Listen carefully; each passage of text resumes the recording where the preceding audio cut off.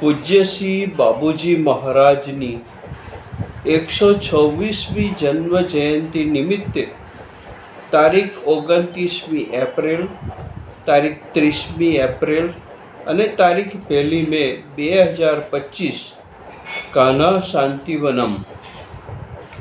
જ્યારે હૃદય સાંભળે છે ત્યારે મન જુએ છે. સાચી સમજની કળા. પાના નંબર 1. જ્યારે હૃદય સાંભળે છે ત્યારે મન જુએ છે. સાચી સમજની કળા. પ્રિય મિત્રો, જ્યારે પ્રેમ વહે છે ત્યારે સમજ ખીલી ઉઠે છે. આજકાલ વારંવાર એક શાંત અંતઃસ્ફુરણા મારા મનમાં ઉઠતી હોય છે. દાજી કહે છે, જ્યારે સાચી સમજ હોય છે ત્યારે બધું જ ઠીક થઈ જાય છે. મતભેદ ઓગળી જાય છે, ઘર્ષણ ઓછું થઈ જાય છે અને જેમ એક દોરો પોતે જ ગાંઠમાંથી સરકીને ગાંઠને ઉકેલી દે તે રીતે જટિલતા પણ ઉકેલાઈ જાય છે. આમ આ સત્ય પરોક્ષ રીતે સફાઈની અસરકારકતા દર્શાવે છે, જેમાં સાચી સમજ પ્રજ્વલિત થાય છે. યોગ્ય વિચારો અને સાચી સમજ મળી રહે તેવા હૃદયપૂર્વકનો સંકલ્પ કરવા પાછળનું શાણપણ આપણા ખ્યાલોને વિશુદ્ધ કરવામાં મદદ કરે છે. આ કંઈ આમ જ શબ્દોની જોડ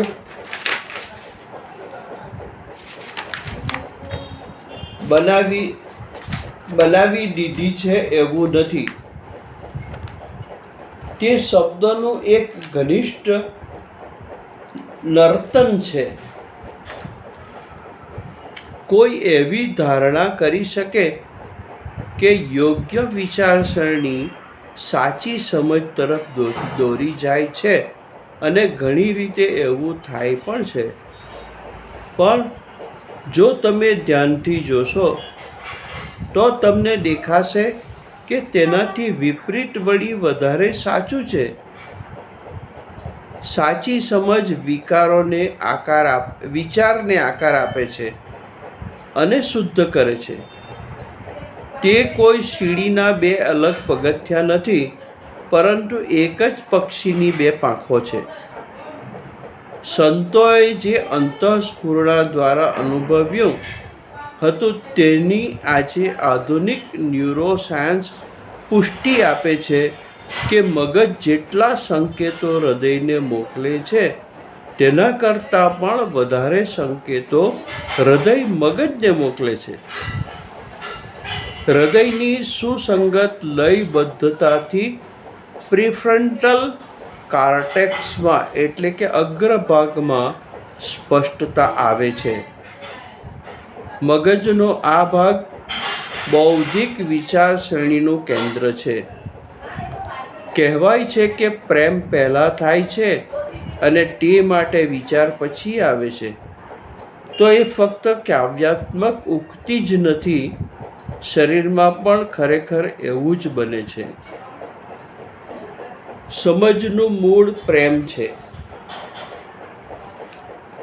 હવે સાચી સમજ શાને કારણે આવે છે? બની શકે કે તમે તેને ખાલીપણું કહો. જ્યારે મન ભાવનાત્મક ઉર્જાથી મુક્ત હોય છે અને હૃદય ભૂતકાળની છાપોની અસર તળે નથી હોતું, ત્યારે સમજને તેના મૂળિયા નાખવા માટે યોગ્ય વાતાવરણ મળે છે. અહીં તમે આંશિક રીતે સાચા પણ હશો, પરંતુ માત્ર ખાલીપણું જ ફળદ્રુપ જમીન નથી જે તેને જીવન આપે છે. તે પ્રેમ છે. જ્યારે મન ભાવનાત્મક ઉર્જાથી મુક્ત હોય છે અને હૃદય ભૂતકાળની છાપોની અસર તળે નથી હોતું, ત્યારે સમજને તેના મૂળિયા નાખવા માટે યોગ્ય વાતાવરણ મળે છે. અહીં તમે આંશિક રીતે સાચા પણ હશો, પરંતુ માત્ર ખાલીપણું જ ફળદ્રુપ જમીન નથી. જે તેને જીવન આપે છે તે પ્રેમ છે. પાના નંબર 5. મોટા ભાગે આપણે એવું માનતા હોઈએ છીએ કે પહેલાં સમજ આવે છે પછી પ્રેમ થાય છે. એકવાર જો હું તમને સમજી શકું તો હું તને પ્રેમ કરી શકું. પરંતુ જીવન આપણને એનાથી ઘણી વધારે કોમળ બાબત શીખવે છે કે પ્રેમ હોય તો જ સાચી સમજ આવે છે. જ્યારે આપણે કોઈને પ્રેમ કરીએ છીએ ત્યારે આપણી દૃષ્ટિમાં નરમાશ આવે છે, આપણા નિર્ણયો પીગળી જાય છે તથા આપણે બાબતોને તે આપણને જેવી દેખાતી હોય તેવી કે તે આપણા જેવી ઈચ્છતા હોઈએ તેવી જોવાને બદલે આપણે તે જેવી હોય તેવી જ જોવાનું શરૂ કરીએ છીએ. આ સમજની શરૂઆત છે. આપણે સમજને એક માનસિક પ્રક્રિયા માનીએ છીએ, પરંતુ હકીકતમાં તેની શરૂઆત હૃદયમાં થાય છે. તેનો સ્ત્રોત હૃદય છે અને તેની મંજિલ મન છે. હૃદયમાંથી વહેરેલા પ્રેમ જ્યારે અહંકાર અને પૂર્વગ્રહથી મુક્ત એવા મનને મળે છે ત્યારે તે સ્પષ્ટ સૂઝ બને છે.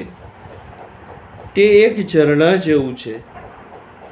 એક નિર્મળ, શાંત અને ગહન એવા નીરવ તળાવ તરફનો પોતાનો માર્ગ શોધી લે છે. હૃદયમાંથી વહી રહેલો પ્રેમ જ્યારે અહંકાર અને પૂર્વગ્રહથી મુક્ત એવા મનને મળે છે ત્યારે તે સ્પષ્ટ સૂઝ બને છે. તે એક ઝરણા જેવું છે જે એક નિર્મળ, શાંત અને ગહન એવા નીરવ તળાવ તરફનો પોતાનો માર્ગ શોધી લે છે. આ મને થોડા સમય પહેલાં મેં વાંચેલી એક બૌદ્ધ કથાની યાદ અપાવે છે. એક સમયે એક સાધુ ટેકરીઓ વચ્ચે આવેલા એક નાના આશ્રમમાં રહેતા હતા. દરરોજ સવારે તેઓ ખીણ તરફની બારીનો કાચ સાફ કરતા, જેથી તેઓ સૂર્યોદય સ્પષ્ટપણે જોઈ શકે.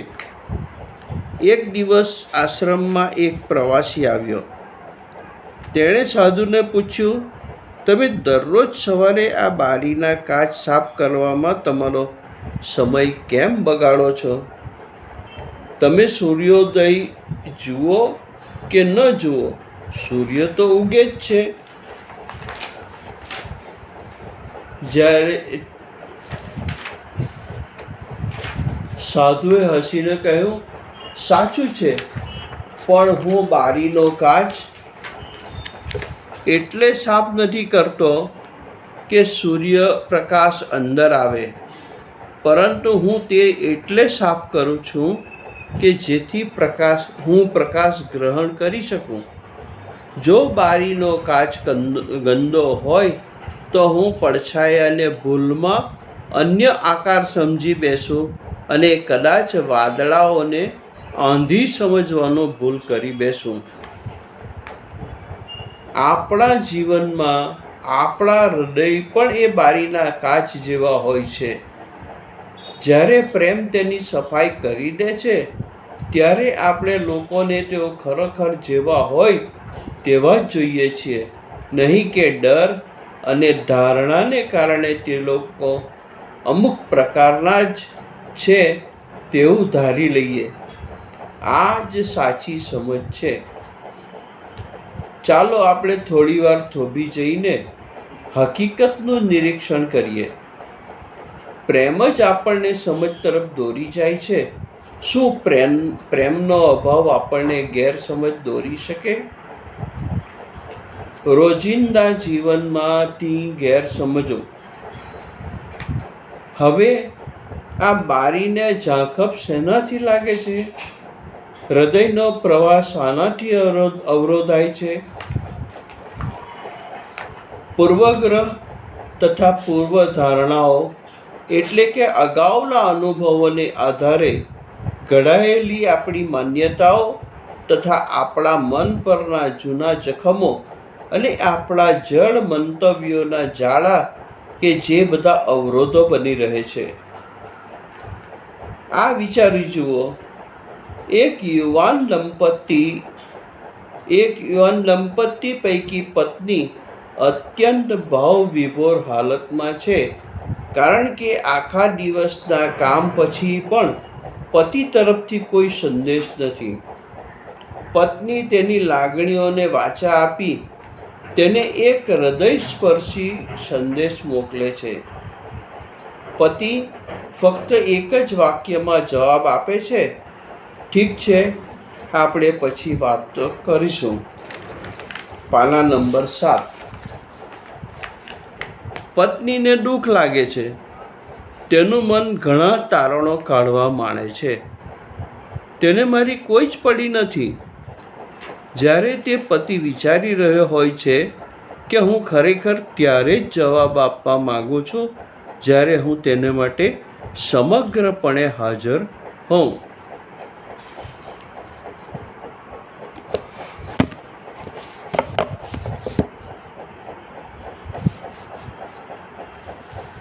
બંને હૃદય એકબીજાને સાથે જોડવા તે ઈચ્છે છે, પરંતુ મનની ધારણાઓના સાંકડા દ્વારમાંથી ગેરસમજ આવી જાય છે. છેવટે જ્યારે તેઓ સાથે બેસે છે, આંખથી આંખ, હૃદયથી હૃદય મળે છે, ત્યારે જ ગેરસમજના વાદળો દૂર થાય છે. પત્ની કહે છે, મને એવું લાગ્યું હતું કે તમને મારી કાંઈ જ પડી નથી. પતિ જવાબ આપે છે, હું તારા માટે સંપૂર્ણપણે હાજર હોઉં તે સમયની રાહ જોતો હતો. અને બસ વાતાવરણ સાફ થઈ જાય છે. અથવા કલ્પના કરો કે એક માતાને થાય છે કે તેનો કિશોર વયનો પુત્ર અંતર્મુખી બની જઈ વધુ ને વધુ સમય એકાંતમાં જ વિતાવતો રહ્યો છે. માતાને ચિંતા થાય છે, શું મારો પુત્ર મારાથી કંઈ છુપાવી રહ્યો છે? શું તેને મારા પ્રત્યે માનની લાગણી નથી રહી? પરસ્પર આ તણાવ વધતું જ જાય છે. છેવટે એક સાંજે માતા તેમના રૂમમાં પ્રવેશ કરે છે, કોઈ ચોક્કસ નિર્ણય સાથે નહીં, પરંતુ એક શાંત મન સાથે. તે તેની બાજુમાં બેસે છે અને ફક્ત કહે છે, હું અહીં જ છું, તારી પાસે છું. પુત્ર પણ મૌન તોડીને કહે છે, મને લાગે છે કે હું ખોવાઈ ગયો છું. મને સમજ નથી પડતી કે હું કોઈ કામનો છું કે નહીં. હું તમારા પર બોજ બનવા માંગતો ન હતો. તત્ક્ષણ પ્રેમ ગેરસમજની ગૂંચને ઉકેલી નાખે છે. માતાને ખ્યાલ આવે છે કે તેનું મૌન તેની માનસિક નબળાઈને લીધે હતું, અવજ્ઞાને કારણે નહીં. પુત્ર પણ સમજે છે કે માતાની ચિંતા તેની કાળજીને લઈ હતી, નિયંત્રણ કરવાના હેતુસર નહીં. આવી ક્ષણો આપણને દર્શાવે છે કે સાચી સમજ એટલે સહમતિ નહીં, પરંતુ સાચી સમજ એટલે સ્પષ્ટતાપૂર્વક જોવું. આપણાથી આગળ વધીને અન્યોના હૃદયમાં સ્પષ્ટતાપૂર્વક જોવું. તે પ્રેમથી શરૂ થાય છે.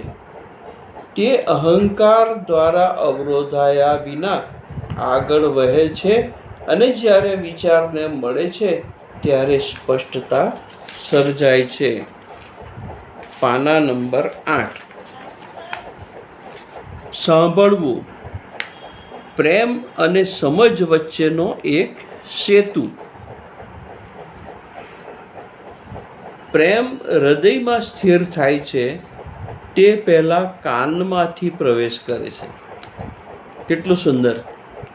પ્રેમ હૃદયમાં સ્થિર થાય તે પહેલાં કાનમાંથી પ્રવેશ કરે છે. સાચી સમજ ભાગ્યે જ એક વ્યક્તિ દ્વારા ઉદ્ભવે છે. અન્ય વ્યક્તિને ધ્યાનપૂર્વક સાંભળ્યા પછી તેજસ્વી મૌનમાં તે જન્મ લે છે. જ્યારે આપણે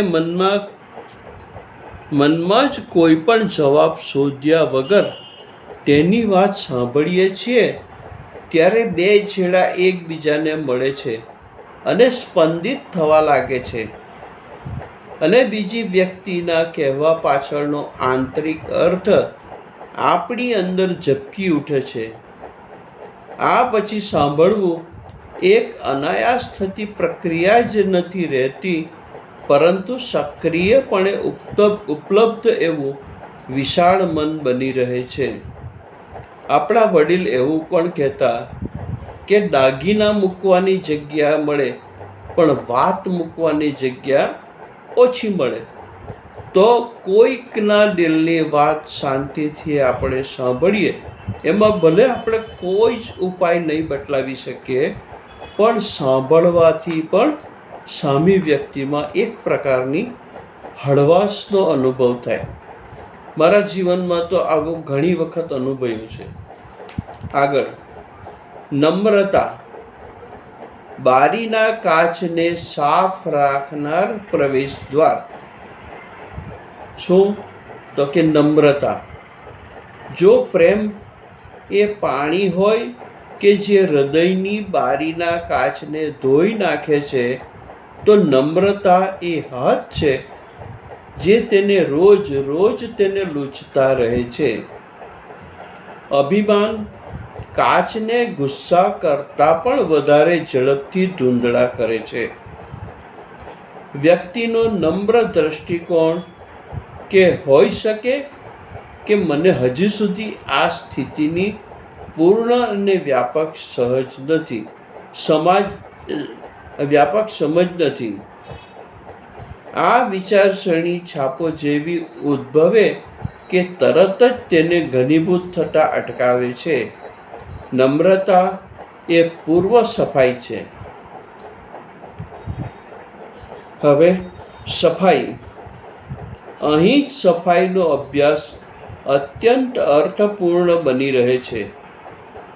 સફાઈ દ્વારા આપણે હૃદયની બારીના કાચ પર છવાઈ ગયેલી છાપોને, કાઉન્સમાં સંસ્કારોને, એટલે કે ભૂતકાળના અનુભવોના અવશેષોને હળવેથી દૂર કરીએ છીએ, જે અનંત આકાશ તરફ જોવાનો માર્ગ મોકળો કરે છે.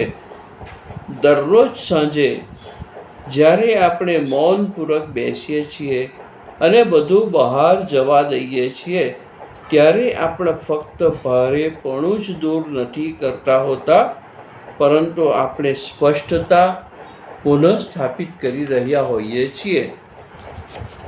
પાના નંબર 9. નિર્ણાયકતાના ભાવ વગરના સમર્થન દ્વારા આપણે ચેતનાના ક્ષેત્રને હળવું કરીએ છીએ. ઓગળતા જતા પ્રત્યેક સ્તરની સાથે હૃદય વધારે ને વધારે હળવું, વધારે ખુલ્લું તથા વધારે લયબદ્ધ બનતું જાય છે. પૂર્વગ્રહો ઓછા થતા જાય છે. પહેલાંની પ્રતિક્રિયાઓ તેની પકડ ગુમાવતી જાય છે અને તે અવકાશમાં પ્રેમ વધારે સ્વાભાવિક રીતે વહે છે. તે પ્રેમમાંથી સાચી વિચારસરણી ઉદ્ભવે છે. તરોતાજા તથા પૂર્વગ્રહથી મુક્ત એવા પ્રવાહિત વિચારસરણી પછી ત્યાં ચૂપચાપ સ્પષ્ટપણે સાચી સમજ ઉદય પામે છે. જ્યારે હૃદય નિર્મળ હોય છે ત્યારે પ્રેમ અનાયાસ ઉદ્ભવે છે, અને જ્યારે પ્રેમ વહે છે ત્યારે તેની પાછળ સમજ પણ આવે છે. આ આંતરિક પરિવર્તનની યાત્રા છે. બળ દ્વારા નહીં, પરંતુ અનુમતિ દ્વારા કરાતી યાત્રા, વિશ્લેષણ દ્વારા નહીં પરંતુ હાજરી દ્વારા કરાતી યાત્રા. સાચી સમજ એ એવી કોઈ બાબત નથી જેને આપણે પ્રાપ્ત કરતા હોઈએ, પરંતુ તે એવી બાબત છે જે આપણે અનાવૃત કરીએ છીએ. પ્રેમાળ હૃદયના શાંત વાતાવરણમાં કોલાહલ હેઠળથી બહાર આવવાની રાહ જોઈ રહેલી તે સમજ હંમેશાથી ત્યાં હાજર જ હોય છે. આગળ જતા પ્રત્યેક સ્તરની સાથે સાથે હૃદય વધારે ને વધારે હળવું, વધારે ખુલ્લું તથા વધારે લયબદ્ધ બનતું જાય છે. પૂર્વગ્રહો ઓછા થતા જાય છે. પહેલાંની પ્રતિક્રિયાઓ તેની પકડ ગુમાવતી જાય છે અને તે અવકાશમાં પ્રેમ વધારે સ્વાભાવિક રીતે વહે છે. તે પ્રેમમાંથી સાચી વિચારસરણી ઉદ્ભવે છે. તરોતાજા તથા પૂર્વગ્રહથી મુક્ત એવી પ્રવાહિત વિચારસરણી પછી ત્યાંથી ચૂપચાપ તથા સ્પષ્ટપણે સાચી સમજ ઉદય પામે છે. પાના નંબર 10. સમજ છાપો વિરુદ્ધ એક ઢાલ તરીકે. સમજ કઈ રીતે? છાપો વિરુદ્ધ એક ઢાલ તરીકે. માનવ અનુભવના વૈચારિક તાણાવાણામાં સમજ એ માત્ર એક બૌદ્ધિક કાર્ય તરીકે જ નહીં, પરંતુ એક શક્તિશાળી હૃદય કેન્દ્રિત શક્તિ તરીકે ઉભરી આવે છે, જે આપણી આંતરિક સૃષ્ટિને આકાર આપે છે. જ્યારે આપણે આપણા સૂક્ષ્મ શરીર પર છાપો બનતી અટકાવવા વિશે વાત કરીએ છીએ, ત્યારે આપણે એક ગહન સત્ય તરફ નિર્દેશ કરીએ છીએ. ખરેખરી સમજ આપણી અંદર એટલો સ્પષ્ટ અને પ્રેમાળ અવકાશ બનાવે છે કે ત્યાં નકારાત્મક બાબતો કે પૂર્વગ્રહો મૂળિયા નાખી શકતા નથી. બીજા શબ્દોમાં કહીએ તો સાચી સમજ સંસ્કારોના એટલે કે ભૂતકાળના વિચારો, લાગણીઓ અને અનુભવોની સૂક્ષ્મ છાપોના નિર્માણ સામે એક ઢાલ તરીકે કાર્ય કરે છે. કલનશાસ્ત્ર, કેલ્ક્યુલસ જેવા વિષયોને સમજવાની અસમર્થતા જેવી સરળ બાબતો પણ એક ઊંડી છાપ બનાવી શકે છે, જે એટલી ડરાવણી બની શકે છે કે તે સ્વપ્નમાં પણ ડરાવી શકે છે. એક બાળકના મૃદુ અને તરત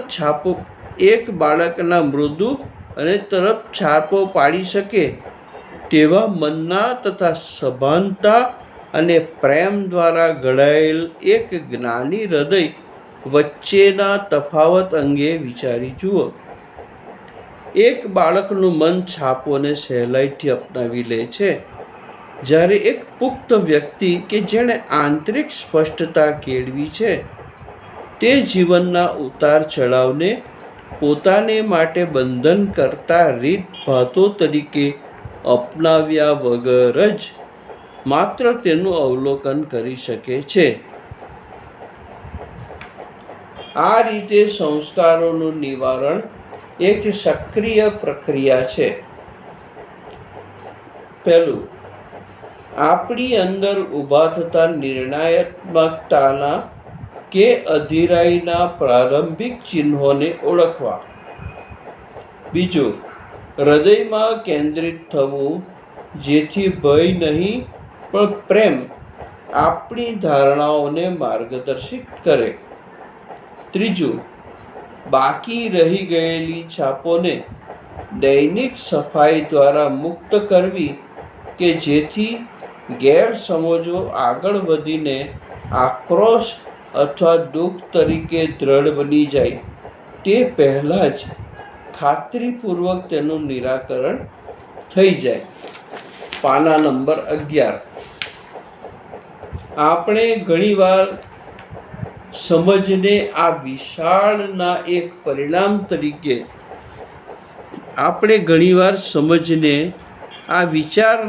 પરિણામ તરીકે પણ જોઈએ છીએ. હું તમને ખરેખર પ્રેમ કરી શકું તે પહેલાં મારે તમને બૌદ્ધિક રીતે સમજી લેવા જોઈએ. પરંતુ વધુ ગહન સમજ આપણને આનાથી વિપરીત જ સૂચવે છે. જ્યારે આપણે પ્રેમ કરીએ છીએ, જ્યારે આપણા હૃદય ખુલ્લા હોય છે, જ્યારે જૂના નિર્ણયોના ભારથી પણ મુક્ત હોય છે, ત્યારે આપણે સ્વાભાવિક રીતે જ અન્ય વ્યક્તિ અથવા પરિસ્થિતિનો સાર કોઈ પણ વિકૃતિ વિના કાઢીએ છીએ. કોઈ વ્યક્તિ એમ કહે કે મને પહેલાં કૃષ્ણને જોવા દો, પછી જ હું ગીતા વાંચીશ. તેના જેવું તે છે. પ્રેમ આંખો ખોલે છે અને શાણપણ પુસ્તકનું લખાણ વાંચે છે. જ્યારે આપણે પ્રેમ કરીએ છીએ, જ્યારે આપણા હૃદય ખુલ્લા હોય છે અને જ્યારે જૂના નિર્ણયોના ભારથી પણ મુક્ત હોય છે, ત્યારે આપણે સ્વાભાવિક રીતે જ અન્ય વ્યક્તિ અથવા પરિસ્થિતિનો સાર કોઈ પણ વિકૃતિ વિના કાઢીએ છીએ. કોઈ પણ પૂર્વગ્રહો કે વલણો વગરની આ દ્રષ્ટિ કોઈ પણ પ્રતિક્રિયાશીલ રીતભાતો અને સખત છાપો રચાઈને સ્થાન ગ્રહણ કરી લે તે પહેલાં જ તેને ખાલી કરી દે છે. જો આપણો પહેલો પ્રતિભાવ પ્રેમ હોય, તો મૂંઝવણ અથવા દુઃખના પ્રવેશ માટે કોઈ જગ્યા બાકી રહેતી નથી. આ રીતે સમજ એ કોઈ પાછળથી ઉમેરાતો વિચાર નથી, પણ પ્રેમની સ્પષ્ટતાનો સીધો ઉદ્ભવ છે. સહજ માર્ગના અનુભવોનો એક મૂળભૂત નિષ્કર્ષ આ છે: સૂક્ષ્મ શરીર એ ગહનપણે ઘડાઈ ગયેલા વલણોનું સંગ્રહ સ્થાન છે. ભય, ગુસ્સો કે નિર્ણયાત્મકતા તરફ દોરી જતી બધી જ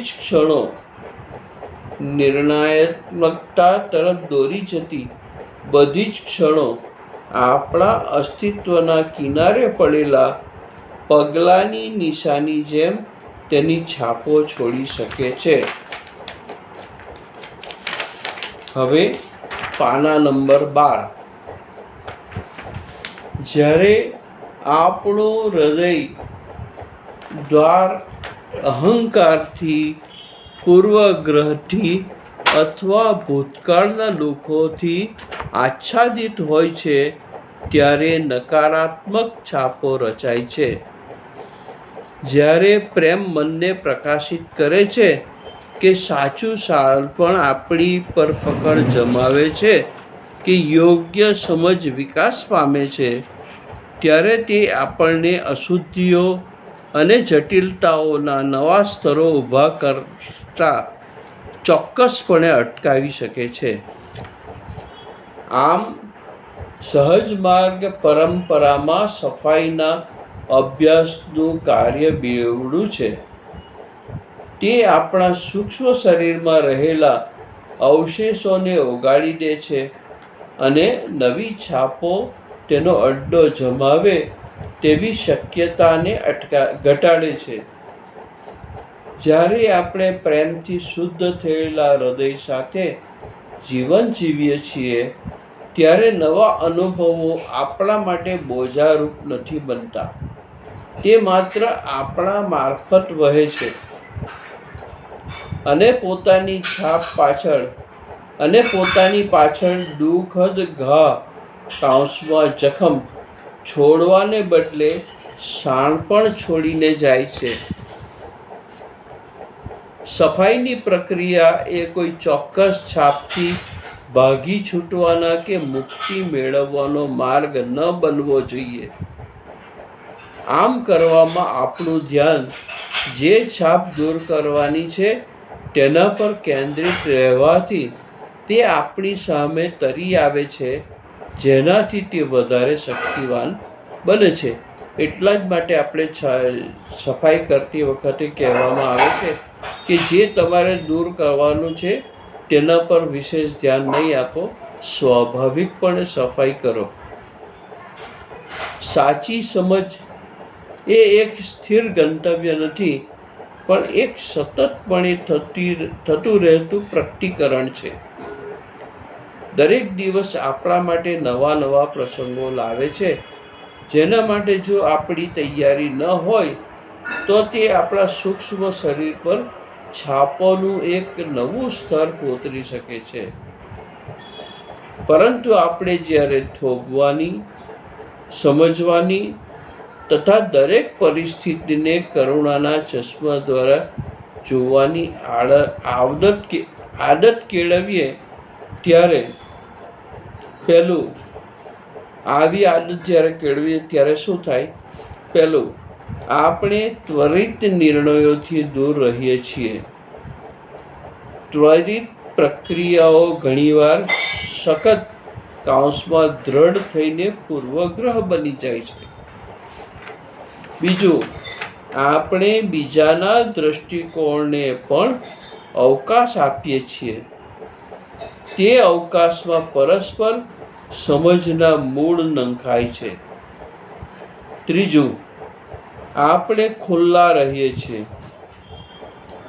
ખુલ્લા રહેવાનો અર્થ એ છે કે સ્થાયી છાપો રૂપે જમા થઈ શકે છે તેવા બદલી ના શકાય તેવા મંતવ્યો ધરાવવાની આપણી શક્યતા ઓછી થઈ જાય છે. પાના નંબર 13. સહજ માર્ગ પરંપરામાં સફાઈના અભ્યાસનું કાર્ય બેવડું છે. તે આપણા સૂક્ષ્મ શરીરમાં રહેલા અવશેષોને ઓગાળી દે છે અને નવી નવી છાપો તેનો અડ્ડો જમાવે તેવી શક્યતાને ઘટાડે છે. જ્યારે આપણે પ્રેમથી શુદ્ધ થયેલા હૃદય સાથે જીવન જીવીએ છીએ ત્યારે નવા અનુભવો આપણા માટે બોજારૂપ બનતા નથી. તે માત્ર આપણા મારફત વહે છે અને પોતાની પાછળ દુઃખ, જખમ છોડવાને બદલે શાણપણ છોડી જાય છે.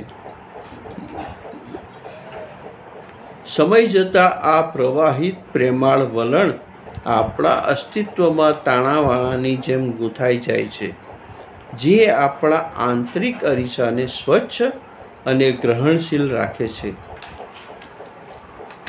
યોગ્ય વિચારસરણી અને સાચી સમજ.